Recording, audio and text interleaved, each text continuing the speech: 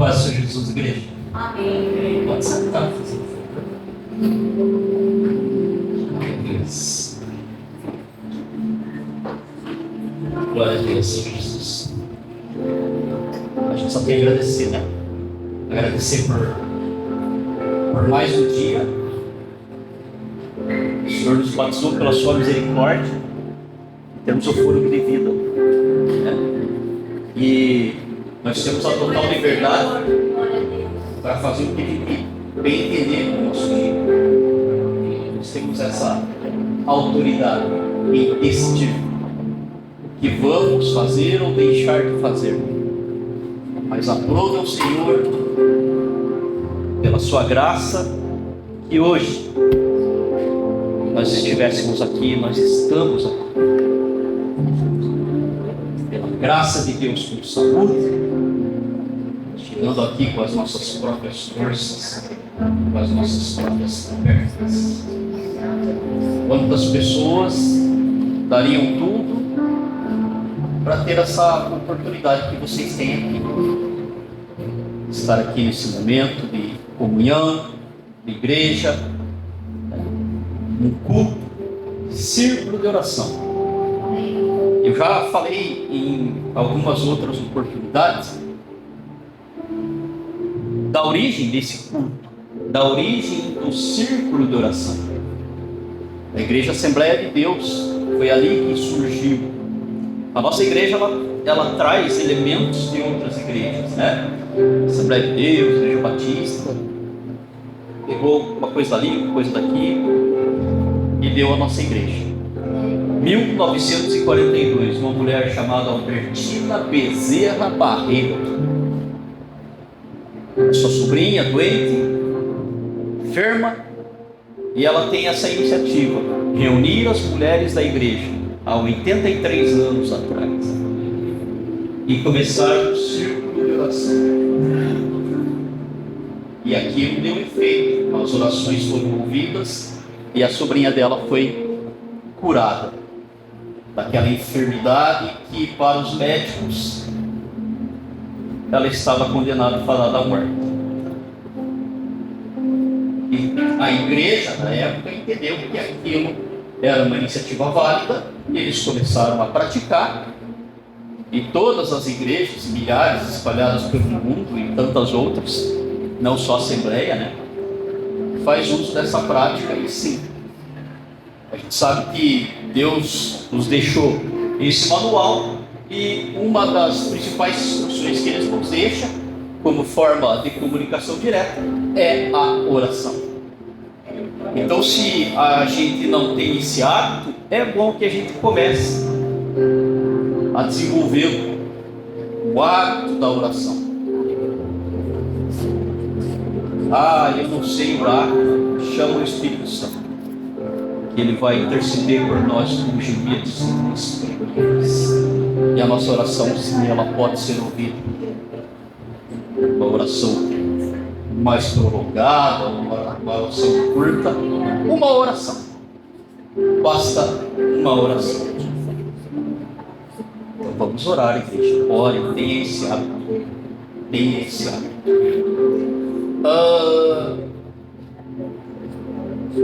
Talvez alguns não saibam, a maioria saiba, eu sou professor, né? E já disse também em outras vezes que se eu sou professor, misericórdia de Deus, é só pela graça dele, né?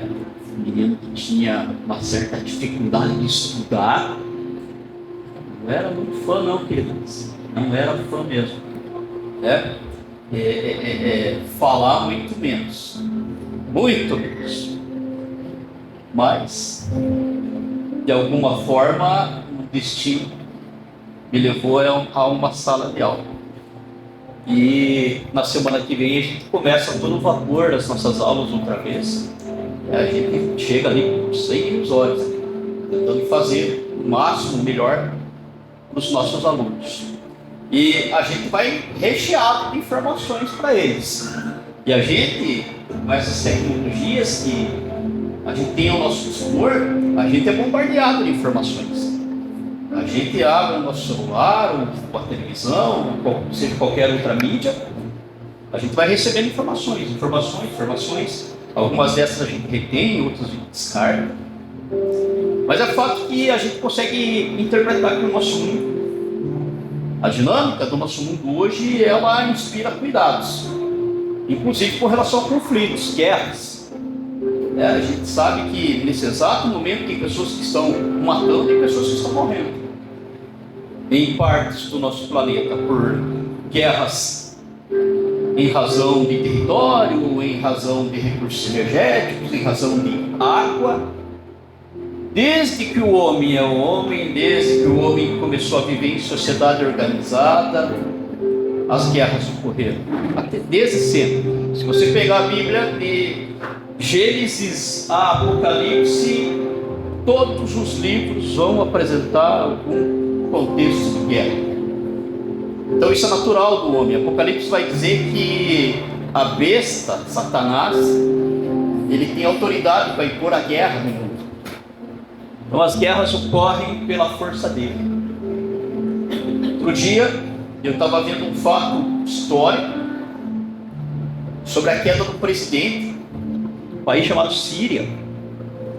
A família dele já está há mais de 50 anos no poder naquele país. E ele é destituído, tem uma força lá que consegue derrubar o cara, usando força, usando armas. Só que esse grupo que derruba esse presidente, esse ditador, Bashar al-Assad, também são terroristas. Então, terroristas derrubaram o ditador. Então, é uma região bastante instável. Acontece que esses terroristas que derrubaram esse presidente, Bashar al-Assad, mais cedo ou mais tarde eles teriam acesso a um arsenal que a Síria mantinha, um arsenal de armas, bombas, munições. Israel, pensando nesse problema, em que esses terroristas teriam acesso a essas armas, Israel bombardeia esse local. Há pouco tempo, igreja, coisa de 30 dias isso daí. A explosão que foi causada pelos mísseis que Israel bombardeou ali alcançou, existe uma escala, igreja, que mede a intensidade de terremotos. Vai de 1 até 9, escala Richter. Essa explosão alcançou 3 graus na escala Richter. Só para os irmãos terem uma ideia, é como se a explosão tivesse ocorrido em Itaiópolis. Nós iríamos sentir o tremor aqui. Então a gente começa a entender o poder destrutivo do homem. Pela nossa misericórdia, ou pela misericórdia de Deus, graças a Deus, a gente nasceu no Brasil, igreja. E o Brasil, historicamente, é um país neutro em casos de guerra. O Brasil não toma tanto partido, ajudar o país A ou o país B. O Brasil é mais neutro, então a gente não tem tanto histórico de guerras. As nossas guerras, elas foram passadas. Então a gente tem, pela misericórdia, uma certa condição de estabilidade aqui.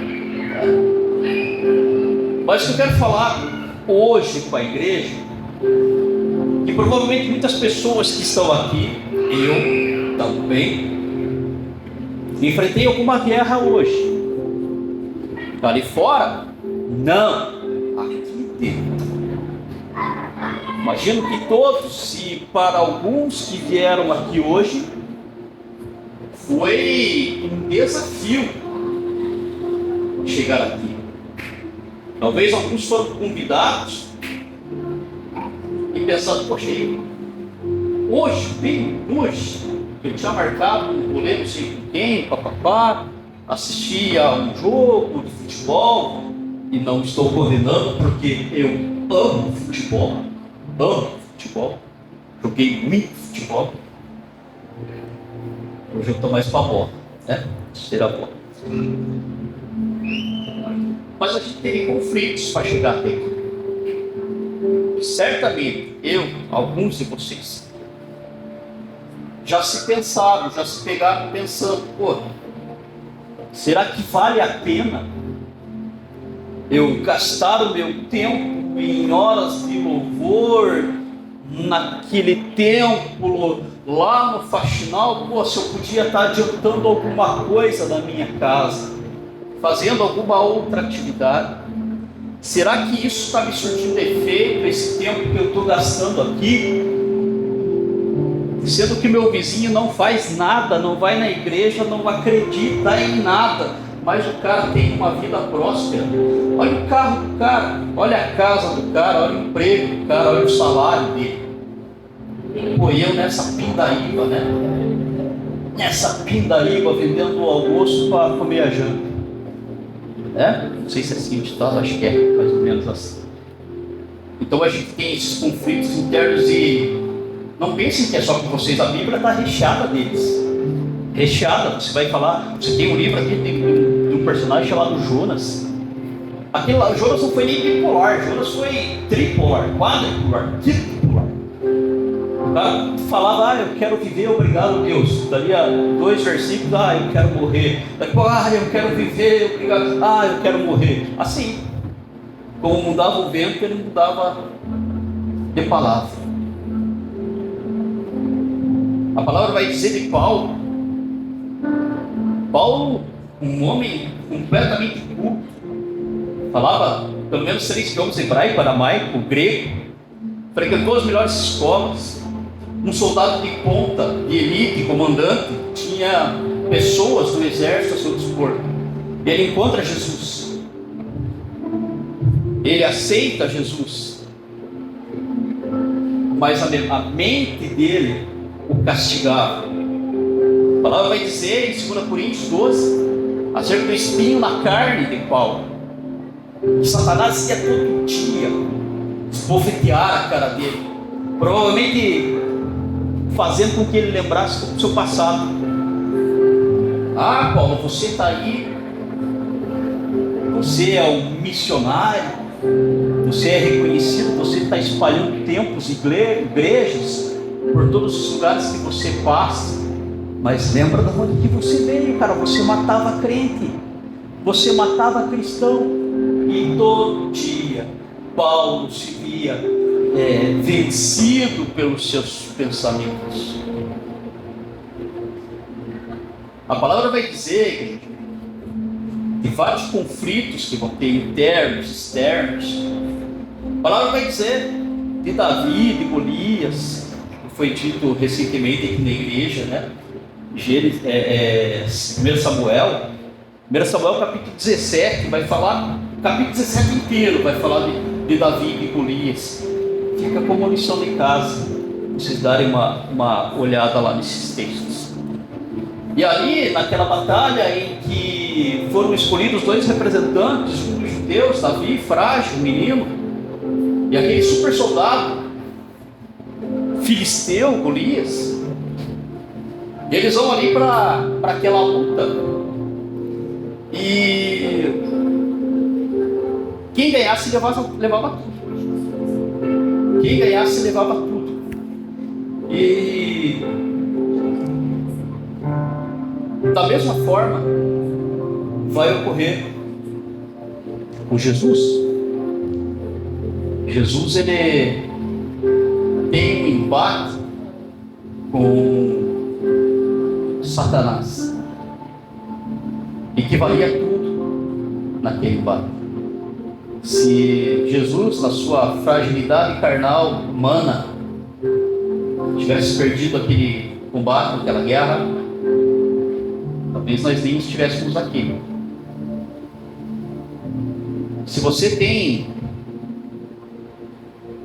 a tua Bíblia, você pode abrir ela em Lucas, capítulo 4.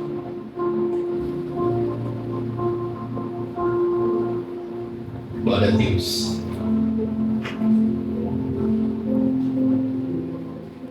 Lucas capítulo 4, do 1 até o 3. Glória a Deus.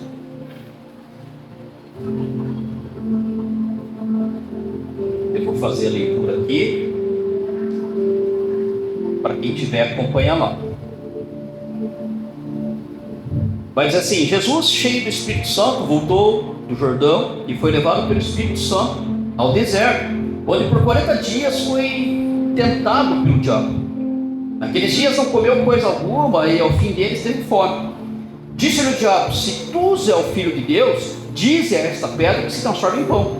Jesus lhe respondeu: está escrito, nem só de pão viverá o homem, mas de toda a palavra de Deus.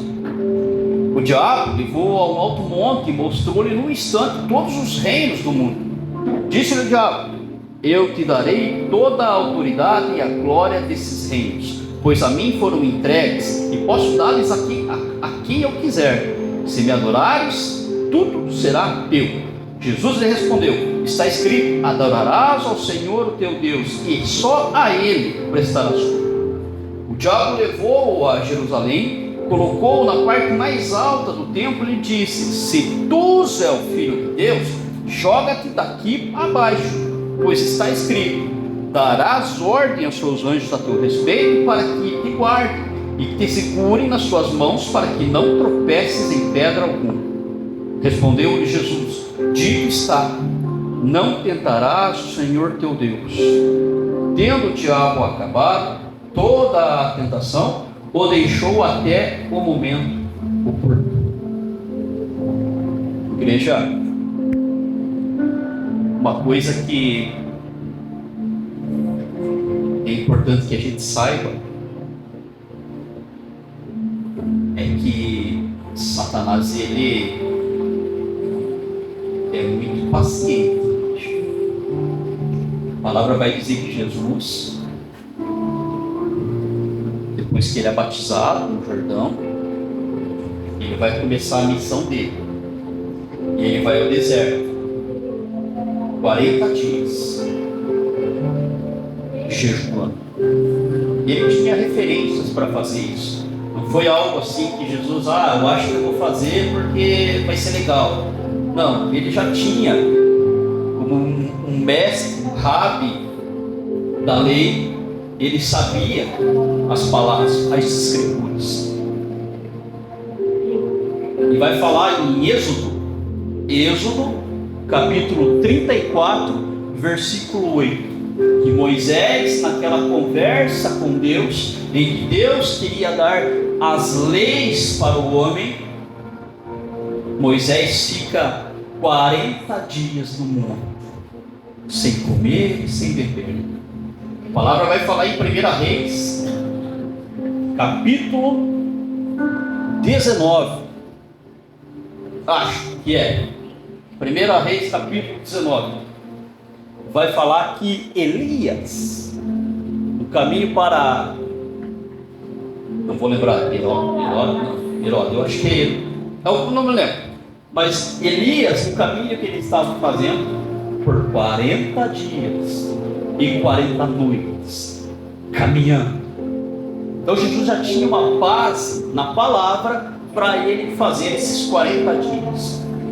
Mas Satanás não vai tentar ele no primeiro dia, nem no segundo, nem no quinto, nem no 10º. Satanás vai tentar Jesus naquele momento em que Jesus se faz como homem e sente fome, na fragilidade, na necessidade.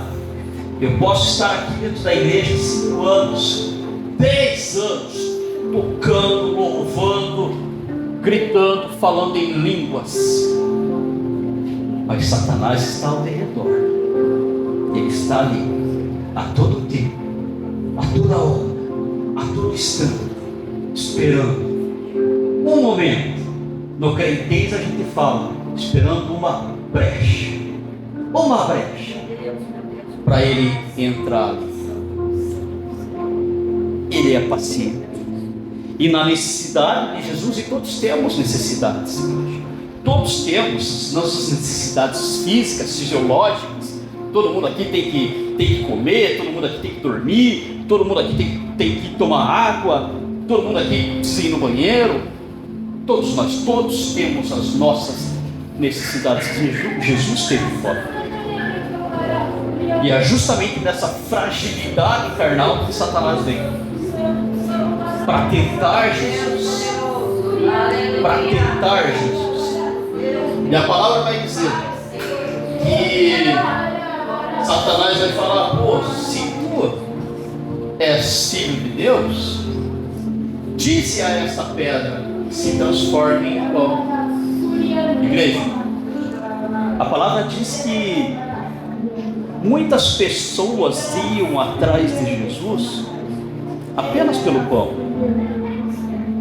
Não queriam pagar o preço de nada. Não porque Jesus fazia ou porque Jesus falava, mas pelo que ele dava. A palavra diz isso. Muitas pessoas iam atrás de coisas. É errado? Nem tudo é errado. Muitos aqui estão também em busca dessa peregrinação para ter algum tipo de bênção. Não é todo errado para suprir a sua necessidade. Fato é que a necessidade não pode estar à frente do teu propósito. Sim, porque você tem um propósito. E às vezes pela nossa necessidade nós viemos aqui. E pela nossa necessidade nós saímos daqui. Todos temos necessidades, mas todos temos um propósito para esse tempo. Todos temos. Deixa eu falar, igreja. Deus tem todo o poder para transformar pedras em pães, mas muitas vezes Ele não fará. E você sim encontrará pedras no seu caminho. Você encontrará obstáculos no seu caminho. Mas a palavra, ela fala inúmeras vezes, por inúmeros homens, que as pedras que eles encontraram no seu caminho serviam para ele fazer um altar para Deus. Talvez aqui alguns hoje estão com pedras no caminho. De repente fazem você pensar em desistir. Mas essa pedra, como a palavra diz que José, né? Ele vai pegar uma pedra e vai dormir em cima dela. Ele vai dormir em cima dela. Então tem pedras que ocorrem na nossa vida que vão servir para a gente chegar mais perto de Deus. Ainda mais perto de Deus. E Jesus vai falar, está escrito, nem só de pão viverá o homem, mas de toda a palavra de Deus. Igreja, eu digo que se tem algo que Satanás é habilidoso, é de interferir quando você está recebendo algo do céu. É muito fácil, igreja, daqui a 15 minutos, quando a gente estiver indo embora, 20 minutos que a gente estiver indo embora, é muito fácil ele colocar coisas na tua vida que o que foi dito aqui vai sumir como vento. E você não vai guardar no seu coração. E a palavra diz isso. A palavra diz que se você não guardar no seu coração o que é dito, vai sumir, o vento vai levar.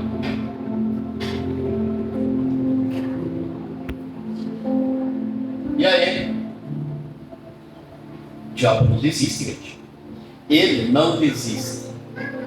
Vai continuar falando que ele vai pegar e vai levar Jesus ao alto monte. E perceba, igreja, é uma batalha desigual, é uma guerra desigual, porque Satanás é espírito e o ser espiritual é muito mais forte do que um ser humano carnal. Jesus está em desvantagem e ele pega Jesus e leva para o monte. E ele fala e ele mostra, está vendo tudo isso aqui, Jesus? Todos esses reinos, com toda essa riqueza, isso aqui vai ser tudo teu, cara. Tudo teu.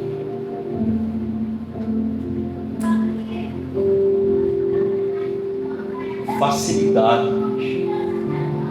Às vezes, isso é fato. Muitas pessoas que caem em golpes por aí, elas caem pela sua ganância, pelas facilidades que aquele negócio está mostrando. Negócio que custa 30, mas está sendo vendido por 15. Ó, que oportunidade. Vou lá. Vou ter vantagem com relação a isso. Faz o negócio, cai no golpe. Muitas pessoas tentam ir por atalhos. A palavra diz que o caminho é estreito, a porta é estreita, e é um caminho contínuo. Mas se eu quiser, pela minha razão, tomar atalhos, eu vou quebrar a cara, isso é fato, não tem nem o que discutir. E aqui, Jesus poderia pôr naquela fragilidade, ele estava 40 dias sem comer, frágil, fraco. Pô, para que eu estou fazendo tudo isso, né? Estou aqui arrebentado, sabe do que? Satanás, me dá toda essa coisa errada aí, vamos meter o louco. Eu te daria autoridade e glória desses reinos, pois a mim foram entregues. Igreja, a palavra diz, desde Gênesis ali, depois a gente vai ter referências em Romanos, a gente vai ter referências em 1 Coríntios, que esse mundo aqui pertence a Satanás. Sabe quem entrega esse mundo a Satanás? O Adão. Adão entrega. E o pecado vai entrar nesse mundo a partir daí. A palavra diz que no mundo jaz o maligno. Então tudo isso daqui já tinha sido entregue para Satanás. E ele tinha autoridade para dividir com quem ele quisesse. Ó, Jesus, pega isso daí e vamos viver feliz para sempre nós aí. Mas Jesus tinha um propósito além da sua necessidade. Tinha uma condição, se me adorares. E aí Jesus vai falar, está escrito. A primeira resposta de Jesus, igreja, deixa eu voltar aqui, não voltou. A primeira resposta de Jesus, voltou. Essa resposta aqui, está escrito em Deuteronômio 8:3. Se vocês chegarem na casa de vocês e forem ver, está em Deuteronômio 8:3. Veja, a palavra. Jesus respondendo ele na palavra. E daí aqui, Deuteronômio 6:13. Deuteronômio 10:10. Essa resposta Jesus vai dar a Satanás pela palavra. Satanás vem com churumelas para ele ali e ele prega para Satanás. Está escrito: adorarás o Senhor teu Deus e só a ele prestará culto. Mas Satanás persistente. E o diabo levou a Jerusalém, colocou na parte mais alta do templo. O pináculo vai estar em algumas traduções aí, 150 metros de altura. Falou, Satanás deve ter pensado, esse cara é astuto. Queridos, deixa eu falar uma coisa para vocês, não se impressionem com pessoas que de repente têm essa habilidade de articular versículos quando for pregar ou falar bonito ou algo nesse sentido. Satanás sabe de trás para frente, de frente para trás o que está escrito aqui. Ele sabe tudo, absolutamente tudo sobre a palavra. E Satanás pensou, 2 vezes eu tentei e ele me venceu pela palavra, então sabe o que eu vou fazer? Agora eu vou pegar para ele, eu vou pregar para Jesus e vou quebrar ele agora. Ele vai falar, lança daqui para baixo, que está escrito Salmos 91. Aquele mesmo, que às vezes você tem a tua Bíblia aberta na tua casa, aquelas páginas todas amareladas, empoeiradas, a palavra está aberta, Deus está abençoando aqui a minha casa, o meu negócio. Salmos 91, verso 11 e 12. Darás ordem aos seus anjos a teu respeito para te guardar, e que te segure nas mãos para que não tropeces em alguma pedra. Agora vai dar certo, eu vou pregar para Jesus, vou quebrar ele no meio. Mas Jesus, no Espírito, respondeu Jesus: dito está, não tentarás o Senhor teu Deus. Igreja, deixa eu mostrar um negocinho para vocês aqui.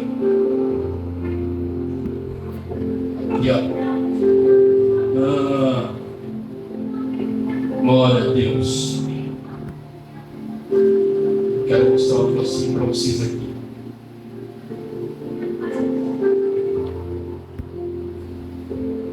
É aqui mesmo. Se tu é o Filho de Deus. Esse se, queridos, esse se que aparece aqui, se. Esse se pega a gente várias vezes na nossa vida. Ah, se eu tivesse feito aquilo. Ah, se eu tivesse ido para aquele lugar. Ah, se, né? Ah, se. Ah, se. Ah, se. A palavra vai dizer um se como condição em Deuteronômio 28. Se atentamente ouvir a voz, Senhor teu Deus, e a obedeceres, você vai ter esse calhamaço de bênção aqui. Então é um ser, é uma condição de consequência. Se eu fizer, vai dar boa. Aqui é um ser de dúvida. Se tu é o Filho de Deus, é uma condição de dúvida. E muitas pessoas vão vir na nossa vida tentar colocar dúvidas, tentar tirar você do teu foco, do teu propósito, do teu caminho. E não é falácia, é realidade isso, é fato isso. Pessoas às vezes da tua própria casa, da tua própria convivência. E Jesus vai responder: não tentarás o Senhor teu Deus. Mas o último versículo, igreja, aí tem algo que a gente precisa atentar e entender. Tendo o diabo acabado toda a tentação, o deixou para sempre? Nunca mais voltou? Não, ele deixou até o momento oportuno. Igreja, todo cuidado é pouco. Nós vamos falhar, não tenha dúvida que sim. É a nossa natureza. Cometeremos erros, mas isso não é uma legalia para a gente fazer o que quiser. Fato é que ali fora, aqui mesmo, aqui dentro da igreja mesmo, ele só está esperando o momento oportuno, em que eu chego aqui com o meu coração cheio de problemas, cheio de medos, cheio de dúvidas. Ele vai aproveitar esse momento. Lembra-se daqueles desenhinhos, igreja, e tem uma partezinha boazinha falando de um lado e o demônio falando do outro. É mais ou menos assim. Vai lá, hoje vai estar legal, porque não vai, cara. Hoje vai fulano que vai pregar, chato, vai passar a hora. Olha, a hora já é 9 e pouco, eu podia estar em casa. Tem que ligar lá, pedir que me lanche. Não vou fazer isso daqui a pouco. Mas momento oportuno, igreja. Por isso que a palavra fala: orar em todo momento. Orai sem cessar. Orai sem cessar. A gente vai passar por esses confrontos, conflitos, guerras aqui dentro, e vão nos trazer medo, vão nos trazer dúvida, vão de repente fazer com que a gente coloque tudo a perder. Mas a gente tem que ter perseverança, persistência, insistência, e saber entender que esse caminho é um caminho árduo, mas é um caminho totalmente possível. Para os jovens que estão aí, se tem um alvo preferido de Satanás, são vocês, jovens, são vocês, porque você viver o caminho de Jesus, o caminho da graça, requer renúncia. E às vezes para um jovem renunciar todas as regalias que o mundo lhe apresenta é difícil. No convívio, em sala de aula, você vê os amiguinhos ali fazendo festa, agito e loucurado.